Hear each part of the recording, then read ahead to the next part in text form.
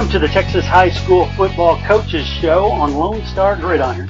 I'm Chris Daly, and it's my belief that the men that make up the fraternity of Texas high school football coaches are much more than a bunch of thick-necked guys with whistles.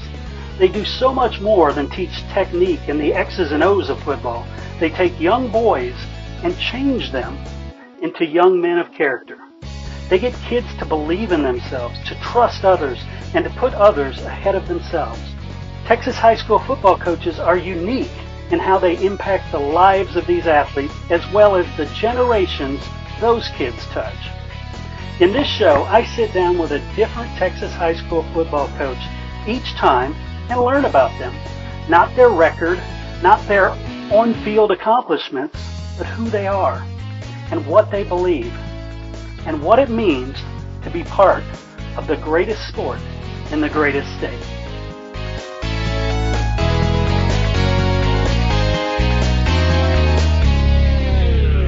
Welcome back to the Lone Star Gridiron Texas High School Football Coaches Show, brought to you by Mecca Sportswear. I'm your host, Chris Daly. This is Season 4, Episode 3. And I tell you, whether you're talking about Southeast Texas or Northeast Texas, East Texas loves them some football. And that's exactly how Longview Pine Tree views their head coach, Kerry Lane. This was his first head coaching stop, but as you'll find out, he has a ton of coaching experience. I will introduce you to him right after we pay some bills. Hey, I want to give a big thank you to this season's title sponsor, Mecca Sportswear, where they are all about celebrating achievement. They're honored that so many high schools, colleges, and universities have chosen Mecca's products to represent their institutions. Mecca supplies you with the very best in custom letter jackets, chenille letters, patches, blankets, banners, pins, certificates, and much more to motivate and celebrate achievement in athletics, academics, or the arts. They create high-quality custom awards that will fit your budget.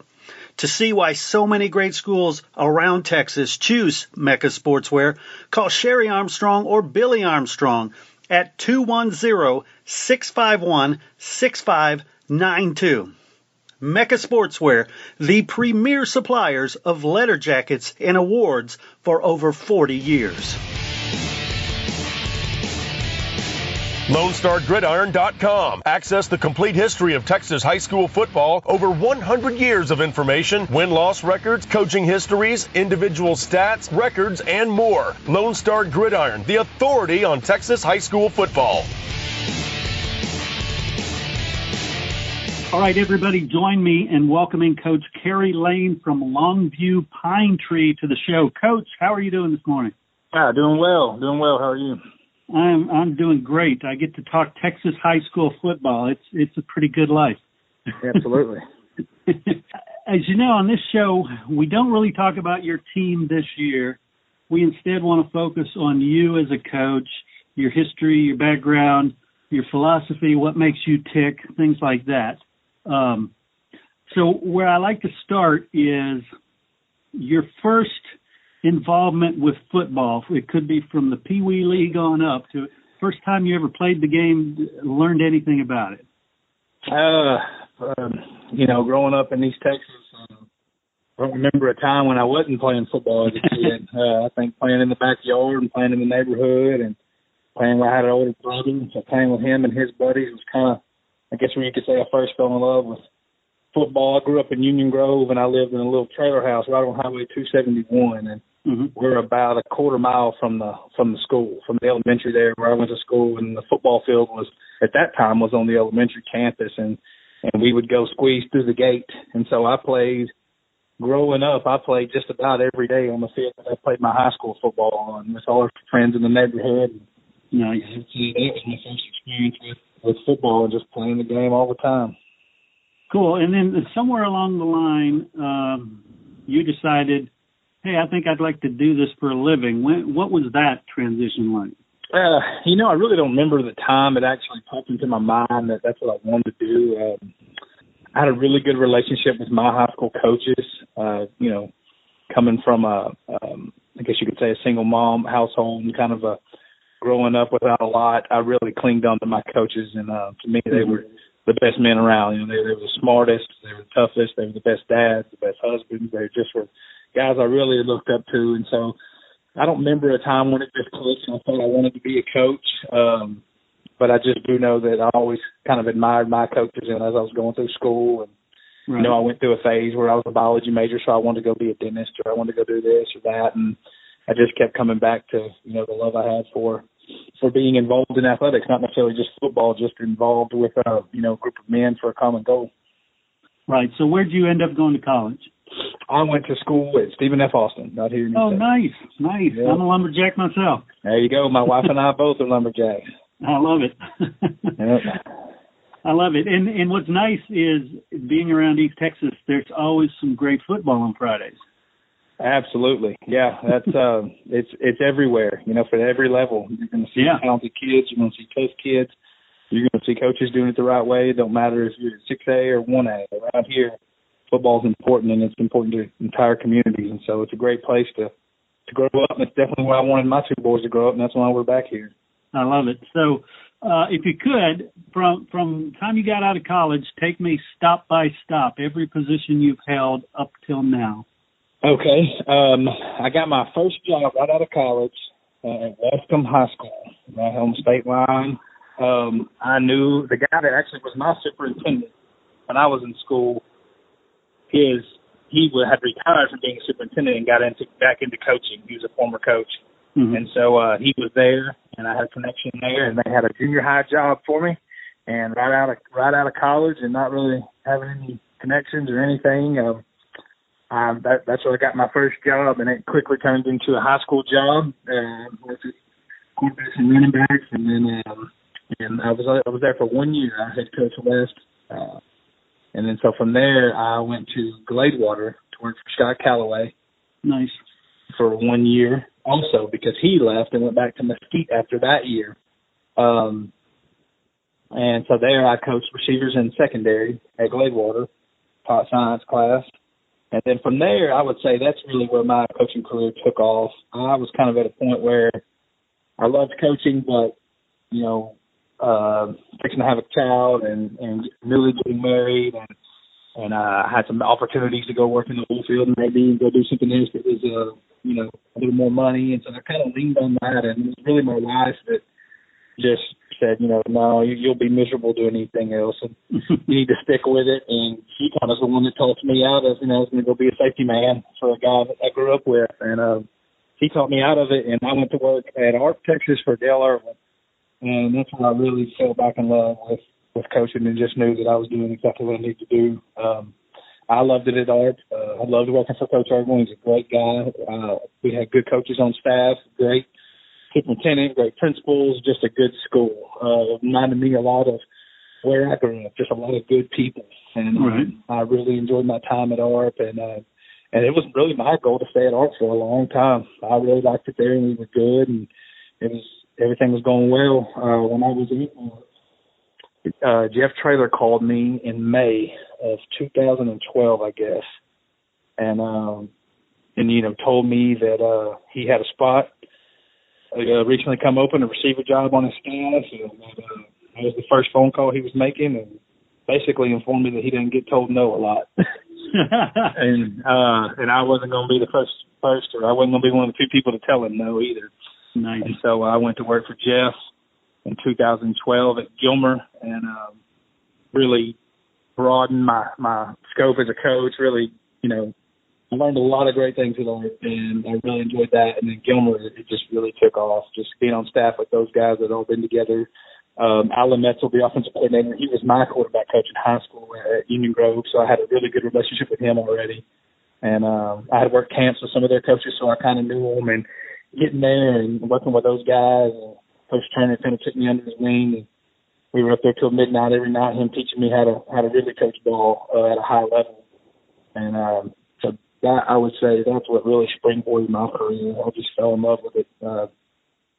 even more than I already was. You know, it was a deal where I thought I was a good coach, and I thought I kind of knew what I was doing, and I got there, and it just opened up a whole new spectrum of things that I didn't know and things that I was hungry to learn, and learning it from some guys that are really, really good at this profession. And we had a pretty good run. I think in those 4 years we were 55-5 or something like that. And we played for it in 2012, lost to Navasota, and then in 2014 we won it. And then in 2015 we lost in the semifinals to Salina.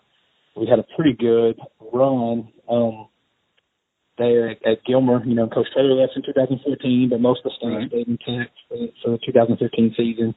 And really, it was kind of the same thing like all. I was happy at Gilmer. I wasn't planning on leaving. I had a good job. My desk was between Alan Metzel and Brady Lipsy, who was from Union Grove too. We grew up together, and he had gotten on staff with us there at Gilmer. And so my desk was between my childhood best friend and my guy that was my mentor. And so I was never really looking to leave. My wife liked it there. And it was one of those deals where I had gotten a couple of phone calls about some other East Texas jobs that spring. And, you know, it's always flattering, I guess, and it's always good to kind of go through that process. But I wasn't really planning on doing anything. I was 32 years old. I liked my job. And then the Pine Tree situation came up, and came over and interviewed with the superintendent, the assistant superintendent, and the athletic director, and it just seemed to kind of fit. That they really wanted exactly what I was. You know, and there was probably a better coach they could have picked, and there was definitely somebody with more experience they could have picked. But they wanted, you know, a guy that was from East Texas, that wanted to stay in East Texas. They wanted, you know, somebody that had been a part of a successful program and knew what it took to win in this part of the state. And I think, to be honest with you, I think they wanted somebody that was young and kind of hungry to prove themselves. And I was all of those things. And so it really, I went to the interview thinking this is going to be a good experience. At least I'm going to be interviewing for a 5A job at 32. This is just a bonus. And I went in thinking that, and I got out thinking, you know, I hope they offer me this job, because I was really excited about it. And it's been a really good fit so far. And so that was, I guess you can say I bounced around a lot more than I ever really wanted to. But, you know, it's not always what I want to do. I think God's got a plan a lot bigger for my life than I could ever imagine. Well, and that's definitely a part of this career, too, is the typical coach moves around.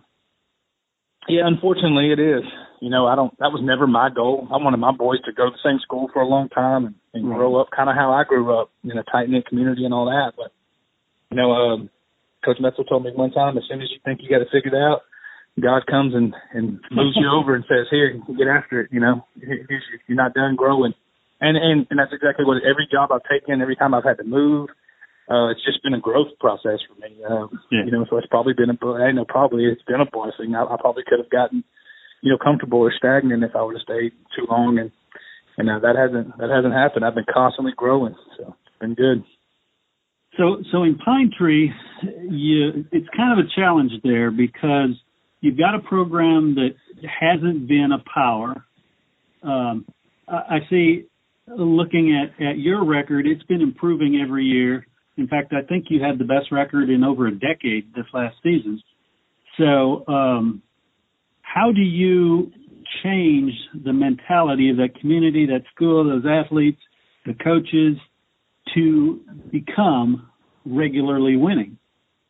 You know, I guess the best thing you could say is, I told the kids when I got here that there is no magic.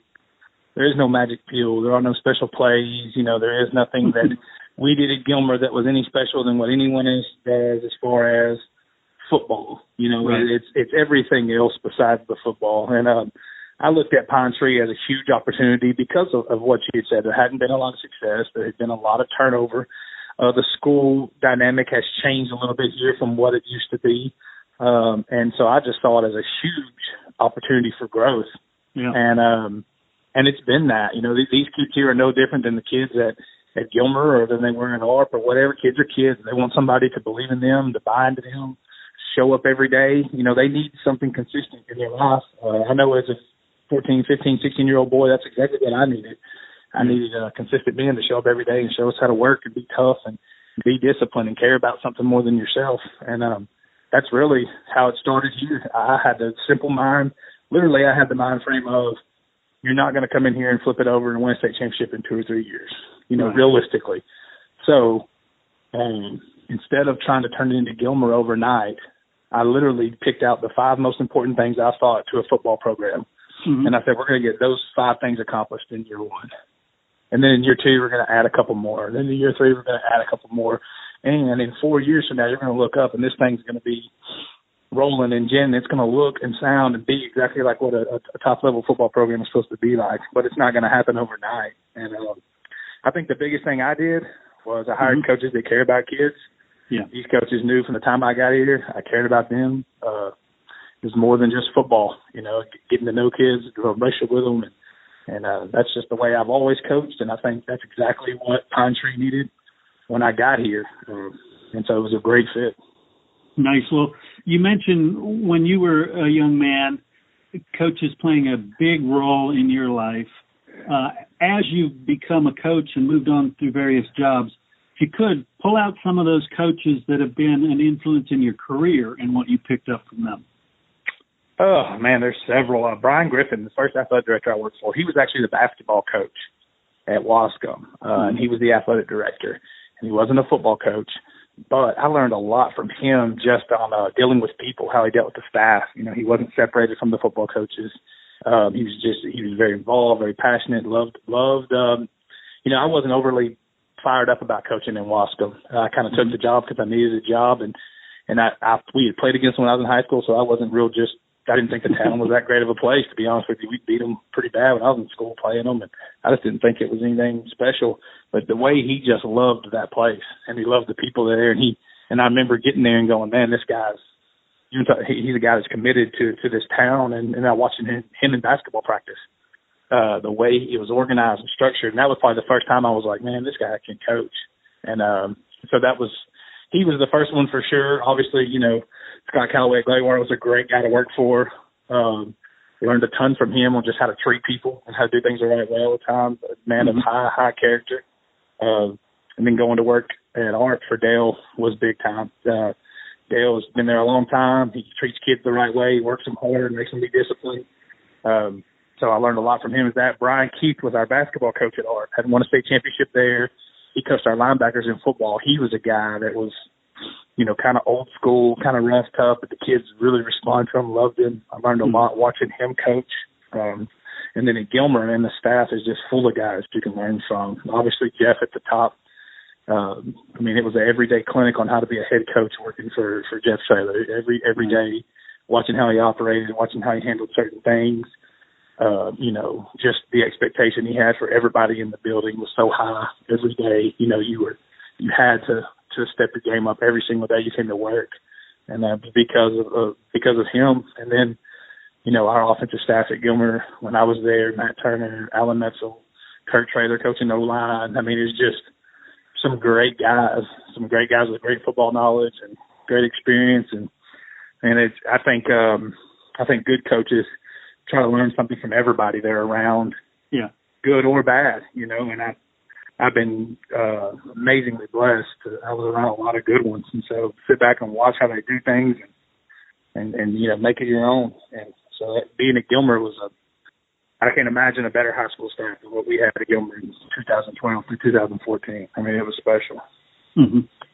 Nice. Well, you mentioned the word love over and over, and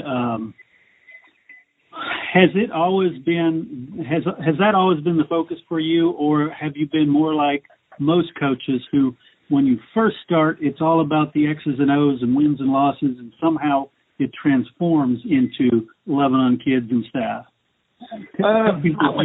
I would love to tell you that I've always been about that, but I think as a young coach, you always are infatuated with the X's and O's. You fall in love with the schematics of football. I know me, I'm a guy that I love the chess game. I love, trying to figure out how we're going to attack a team and looking at its players and what other players on the other team do well and what they do bad and how we can, capitalize on those things. And so I know starting off, I was very much in love with the game and the X's and O's of it and how detailed it is. And most people don't understand what goes into a game plan and how much structure it goes into getting kids to go out and execute on a Friday night. And so as a young guy, I was definitely in love with that. I'd like to tell you it was always just about loving on kids, but I think a lot of it for me was that. And now, obviously, once you kind of learn a lot of that and get a lot of that under your belt understand football is football, and the relationship with the kids and the coaches is what I value now more than anything. Everybody runs inside zone. Everybody runs gap schemes. Everybody runs, whatever on defense. It's, I guess like every year I go more into it, and I go to clinics or I go to colleges and visit. I'm less concerned with scheme, and I'm more concerned with how you get buy-in from kids and how you get, buy-in from coaches and all that. And like I said, I was blessed with coaches that really cared about me more as a person than as a player. So I think I've become more of that as I've gotten older. People watching football don't see a lot of the things that those of us closer to it see. They follow the ball. When you're watching a game and it's not a game that involves your team or someone you're going to play, you're just watching as a fan. What are the things that you watch when you watch a game? Well, I try to just watch as a fan sometimes and try to turn it off. Yeah. But it's hard. I watch a lot of things. The things that I'm really into watching now, I guess you could say, is everybody does good stuff on offense, and you can't really, go start nitpicking and grab bagging and offensively. So I'll just watch how teams attack, what other teams are being coached to do. I think good coaches use other teams' rules and techniques against them. And so, I watch how if you got a linebacker that's a really, really good at walling a defender on pass plays, and you see it early in the game, I'm looking for when are they going to use that against that player, and how are they going to use that against that player? Things like that. That's the things that offensively I really like watching. Defensively, I would say I like watching how people can still play zone. How can you still play zones with what offenses are doing today and be successful at it? And some teams are doing it. Yeah. But you look at most people now, they're giving you one safety and playing some form of man underneath and bringing pressure and, to combat offenses today. And so when I watch defense, I watch really how can they show a certain look and then give you and still be able to play some zone with offenses the way they are. I'm always intrigued by how teams get that pulled off. I love it. So for somebody who doesn't really get it, who maybe all they watch is NFL and they think that's football, someone who doesn't get high school football or Texas high school football in particular, what can you tell them about the game to make them go out on Friday and watch their local high school team? Oh, that's a great question. Well, first I'll say this. I think the reason why you go out and support your local high school football team is because football does so much more for a community than just the kids out playing the game.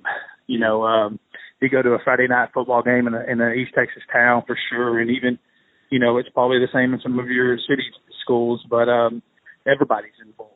Cheerleaders, the drill team, the majorettes, the band. You have we have a organization, the Bucks. They wear suits and do push-ups when we score touchdowns and run all the flags, and the youth leagues, and everyone's involved. And so the first thing I would think is football is a lot bigger than just a game here where we live, and I'm thankful that it is.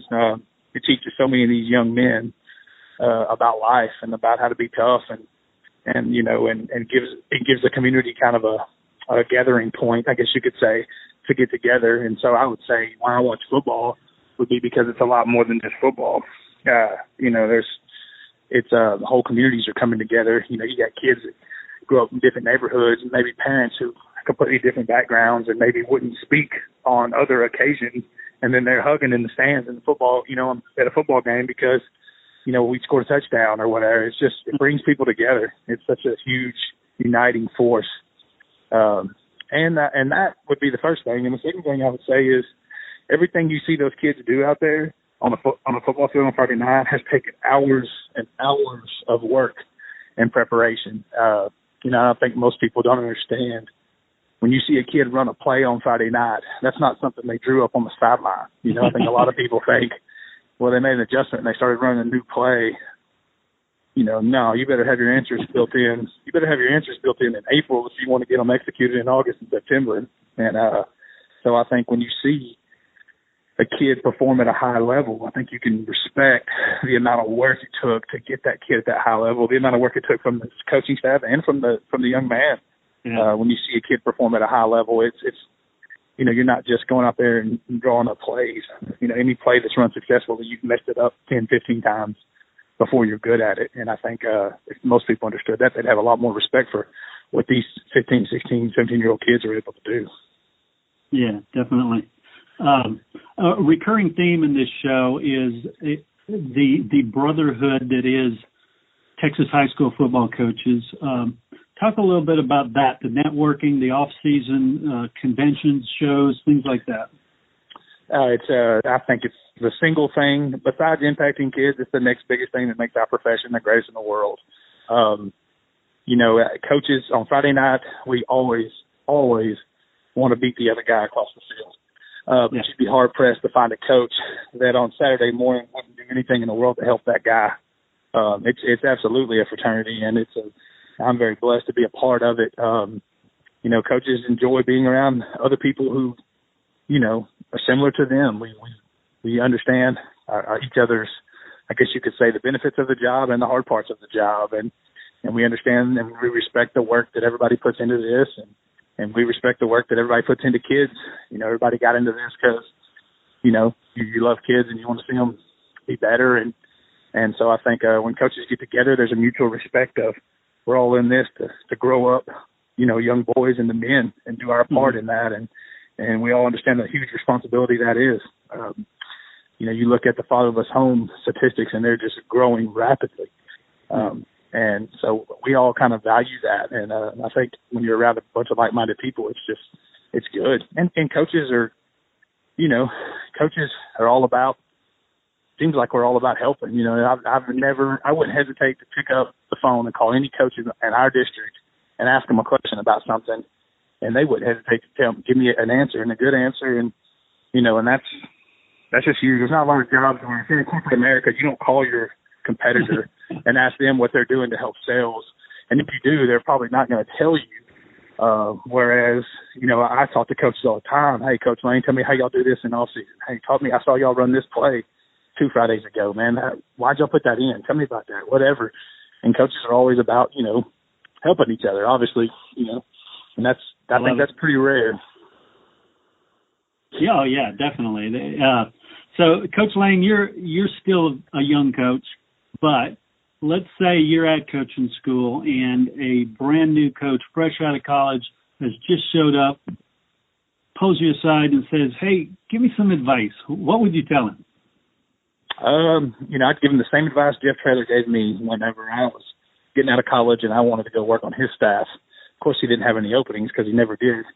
But it was 2 things. One, work your tail off. And I don't mean just everybody says that, but like literally wherever you're at, everybody should know you're the hardest working guy in the building. Yeah. So whatever it is you're doing, wherever you get a job or whatever, you just work as hard as you possibly can. You be around, you do things without being told, things like that. I mean, that was the first advice he gave me was, I don't care how much football you know, if you're not willing to work, you'll never be good in this business because nobody will ever give you a chance.